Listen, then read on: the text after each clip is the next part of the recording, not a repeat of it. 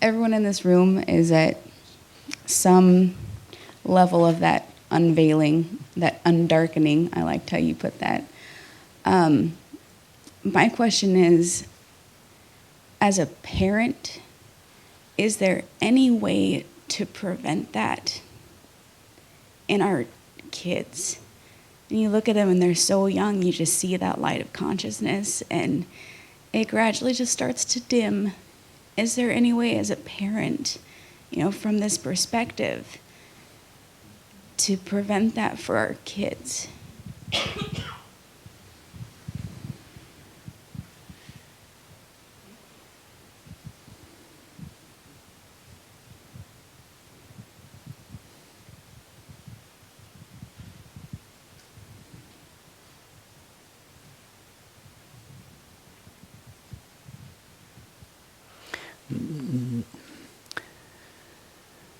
Your child has to separate from you, its mother. And in order to do that, it has to discover itself as a separate person. That's a natural process. Don't stop that process happening, otherwise you will prevent your child from being a fully functional in the world. Your child literally, physically was totally one with you, merged with you. It has to differentiate from you and separate from you. That's not a mistake, it's a necessary process. Most people don't go beyond that process. They just become more or less established separate people, separate egos. That's as far as nature takes us. What we're talking about here is a further stage of development, where we go beyond the sense of being a separate self. But one shouldn't prevent that process happening. So let your children become fully autonomous, independent people. However, at the same time, having said that, it's important as a parent to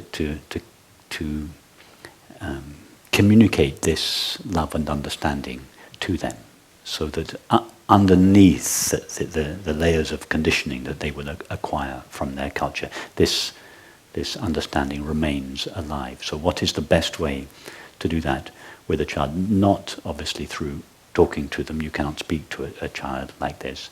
So there are two ways. The most effective way is just the silent transmission of your own being. If you are at peace in yourself, if you are not always engaging with the world, including your relationship with your children, in order to get happiness and peace for yourself, this will be communicated to your children. They may not formulate it for years to come. When they look back at their relationship with you as a child, that they will say, "No, now I think about it, Mum was whatever was going on, she was always at peace. Nothing disturbed her. She dealt with everything, but that peace will communicate itself to them." And actually, as a mother, after you've taken care of your physical needs of your child, that's the greatest thing you can communicate to your child.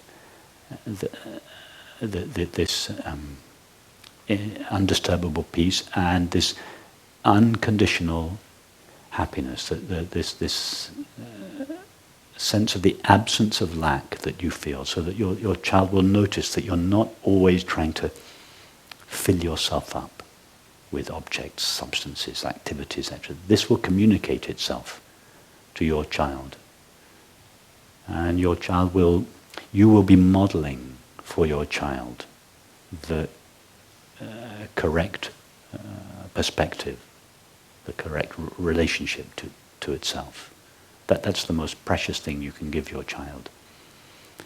And then, in terms of what you say to your child, you relate with your child appropriately, in an age-appropriate way. So answering their questions on the level on which they are asked. But you can also find playful and skillful ways of communicating this understanding to them. For instance, there's a family, they used to be in California, they're now in Paris, and a mother and a father and a son. He used to first start coming to these meetings when he was about 11 years old. He's now 15 or 16. But the father told me that when their son was younger and he would get upset, he'd come back from school upset, aged 6 or 7. They were deeply into Tibetan Buddhism at this time, but they didn't tell their son about Tibetan Buddhism at this time. But they would translate their understanding into games. So one of the games they used to play with their son is whenever he felt upset, something happened at school, he'd be upset about it. They would have this a game where whatever the feelings were present, they would personify the feelings, and they would invite the feelings for dinner. So they would say, okay, so upset's coming to have dinner with us tonight, and loneliness is also coming, and sadness also asked if she could come. So they would make up these scenarios where they invited these feelings close. So of course what they were communicating was, don't immediately push away these feelings and try to avoid them, but let's invite them all in to dinner. But they didn't couch it in non-dual language, they just made a game out of it. And this just became the natural way the child dealt with his uncomfortable feelings all through his childhood. Whenever he felt them, he would just say, oh, sadness is here for dinner, Mum. So this was a very skillful, loving, intelligent way of a parent tailoring their understanding to their child's circumstance. So that's something you can do all through your child's growing up, is just continually tailor your understanding to the level, to their understanding, whatever that might be. And it varies in different children. Some children are more verbal than other children. Some children will want to explore these matters more verbally, others not at all. So that's the sensitivity that is required as a parent. Thank you.